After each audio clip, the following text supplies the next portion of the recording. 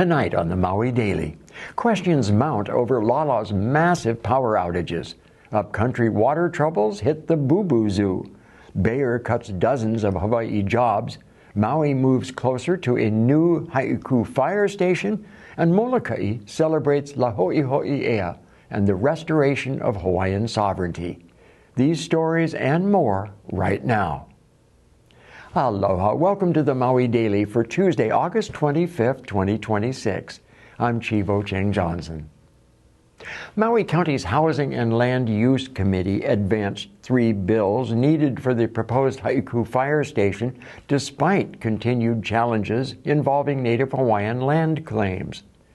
Members added protections for neighboring farms and directed remaining agriculture land towards subsistence agriculture involving Native Hawaiian tenants and the community. All 3 measures passed 6-2 and now head to the full council. Hurricane Lala caused one of Hawaiian Electric's largest recent power disruptions, damaging 60 transmission and sub-transmission lines, as high winds and uprooted trees brought down infrastructure across the islands. HECO has pointed to falling trees as a major vulnerability, while the storm is renewing questions about whether years of grid-hardening investments have gone far enough. After the Lahaina fire, HECO shifted tens of millions of dollars toward wildfire prevention and high-risk areas, reducing spending elsewhere. An energy advocate is calling on the Public Utilities Commission to formally examine how well those investments prepared the grid for hurricanes like Lala. Hurricane Lala dumped an estimated 134 billion gallons of rain across Maui County, averaging about 6.6 inches. But enormous rainfall does not automatically translate into usable water. That challenge continues upcountry, where an out-of-service well is causing low pressure and outages in West Kuiaha and Avalao, with no estimated repair time. Department of Water Supply is asking customers to conserve and has deployed 9 potable water tanks at Hanzawa's West and East Kuiaha roads, and Upcountry Kalasa Road and the newly added Pono Street location also sport potable water tanks. Researchers note that Hawaii's terrain can produce sharply different rainfall totals just miles apart, while capturing and distributing that water depends on the infrastructure in place. The Upcountry water outage has also left the East Maui Animal Refuge, better known as the Boo-Boo Zoo, seeking clean drinking water for its more than 1,000 animals. The refuge says it was told a replacement pump must come from the mainland, while the Department of Water Supply says there is still no estimated time for repairs. Community members quickly responded with offers of water, tanks, and transportation, and the Department of Water Supply has deployed 9 potable water tanks throughout the affected area. The refuge is still asking anyone able to provide additional water to contact the Boo-Boo Zoo directly.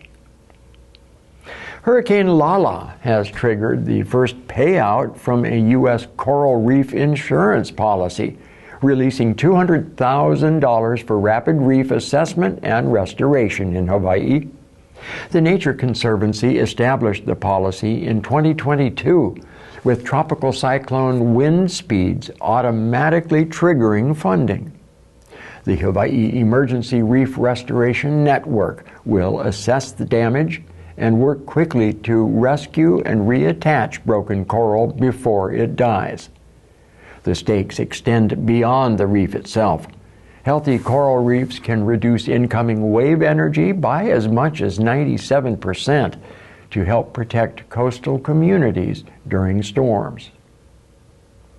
Lala's damage could create another long-term problem by helping invasive species spread. Scientists say flooding, fallen trees, and the movement of storm debris can carry invasive insects, plants, and pathogens into new areas, while damaged forests may become more vulnerable to diseases, including rapid ohia death. Past Pacific storms have been followed by expansion of the little fire ants, coconut rhinoceros beetles, and invasive plants. Yet Hawaii has no statewide plan specifically for post-storm invasive species threats. Residents can report unusual plants, insects, or animals through the statewide 643 PEST system. Talk about pests. Maui's axis deer problem is getting international attention, with the British daily newspaper The Guardian highlighting efforts to turn one of the island's most destructive invasive species into a local food resource. Not news to us, but in a recent survey, an estimated 60,000 axis deer now roam Maui, Molokaʻi, and Lanai, and they reproduce year-round. Meanwhile, the deer continue to damage native vegetation, farms, and watersheds. Maui Nui Venison says its crews typically remove 40 to 55 deer a night from participating private ranches under USDA inspection.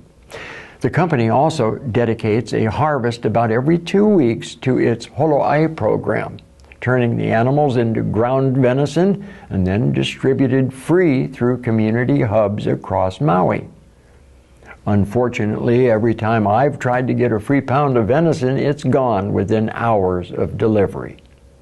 And now the state is offering incentives to Maui Nui landowners to increase deer removal as officials continue trying to bring the population to more sustainable levels.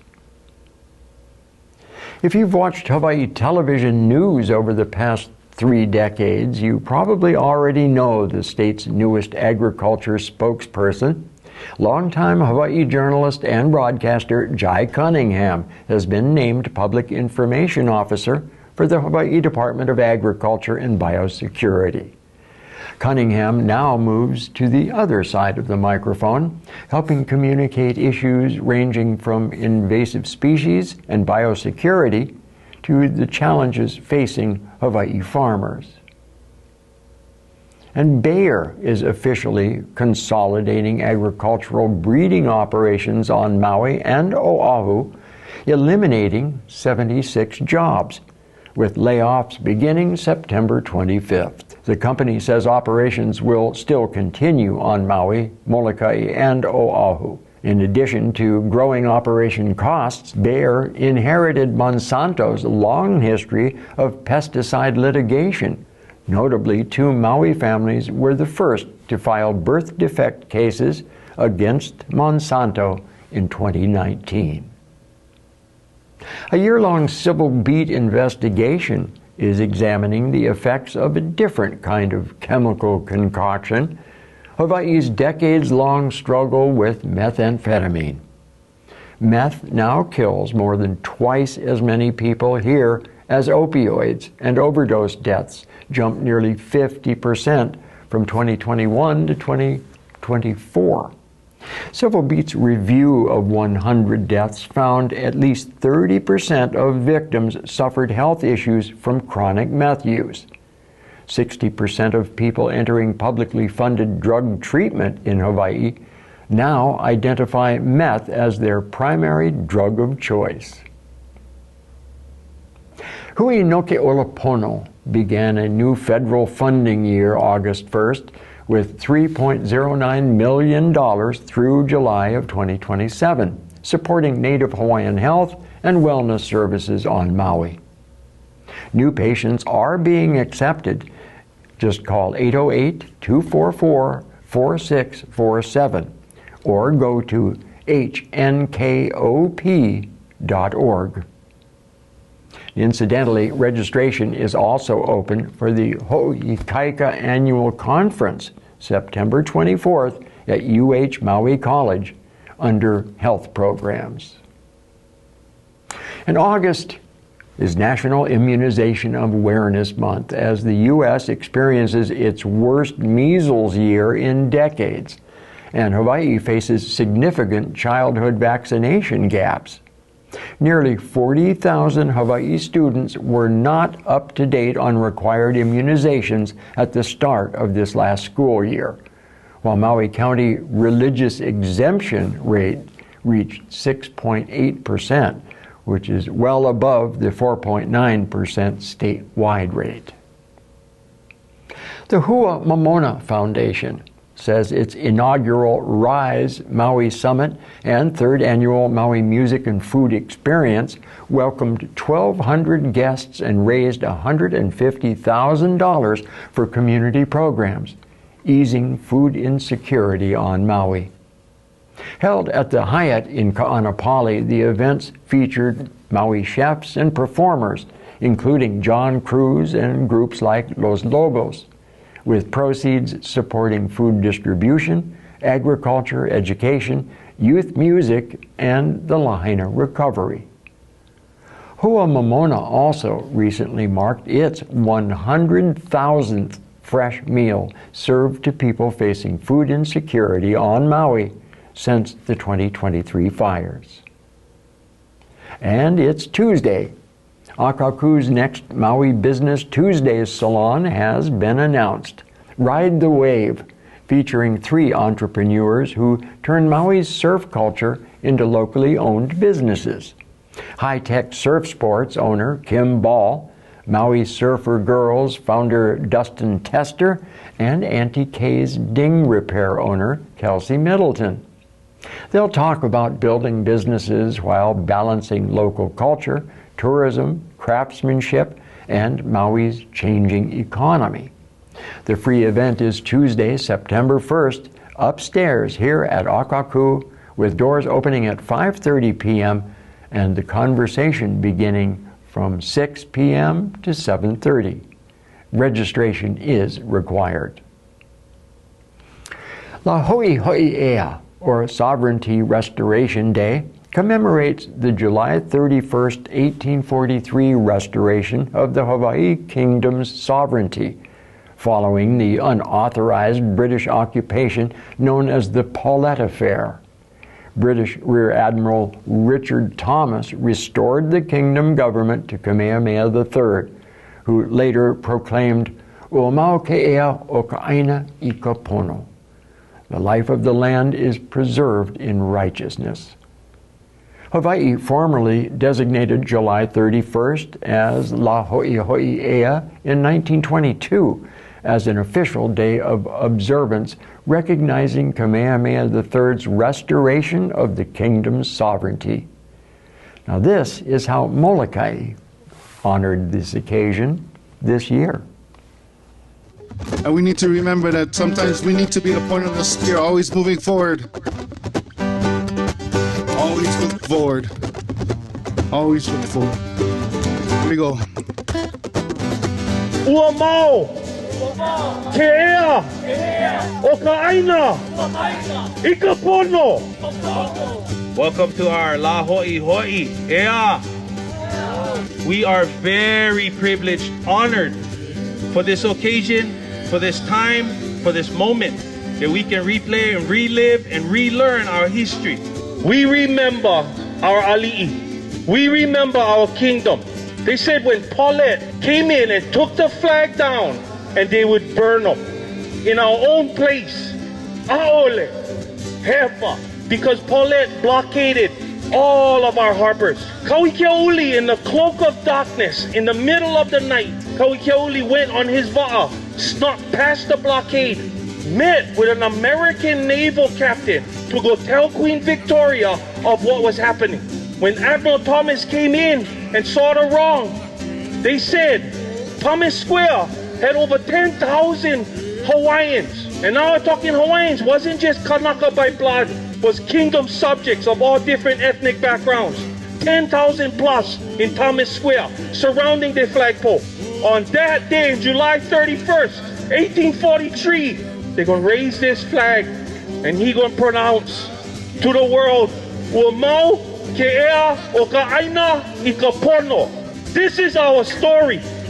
And from 1843 to 1893, for 50 years, 5 decades, our ali'i and our people and our place would celebrate La Hoʻihoʻi Ea. The sovereignty of the land is perpetuated in righteousness. 50 years we celebrate this until in 1893 the same act is done to us again. This time it's not the British Jack going up above our head while the high Hawaii is coming down. It's the American flag. Hiva! From 1893 till now, we are under the longest modern illegal occupation in human history, waiting for the American flag to come down and the high Hawaii to be in its rightful place. So today, it's an honor and a privilege to speak about our history. Because when we know where we come from, we know where we gotta go.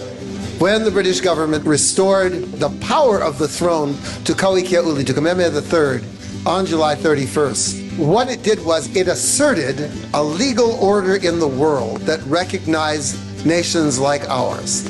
Since the takeover in 1893, we have not had that.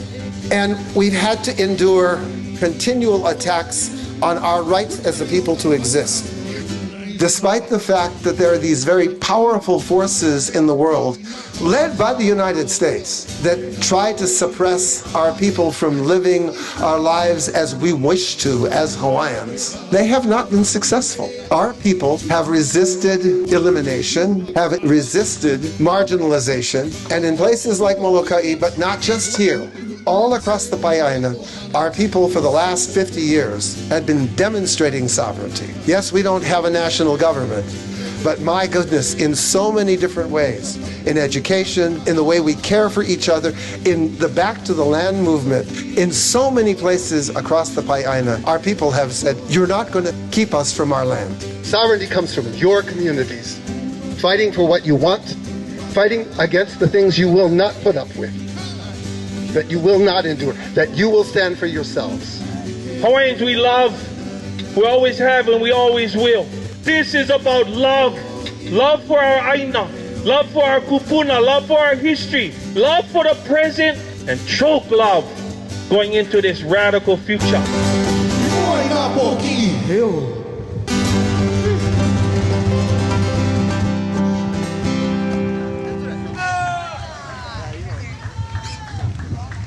Mahalo aina Momona for all that you do for our place, our island, and our people.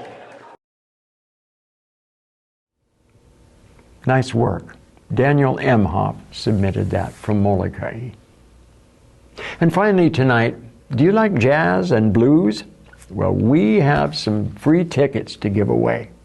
The Maui Jazz and Blues Festival is coming up September 5th, and we will tell you how to win your free tickets on tomorrow's show. And that's it for today's Maui Daily. Mahalo for joining us. This is how we stay connected. Remember to check out Akakū's YouTube channel for more content. I'm Chivo Cheng Johnson. Please be careful driving and put the phone down. Have a fantastic Tuesday night and always keep smiling. Aloha.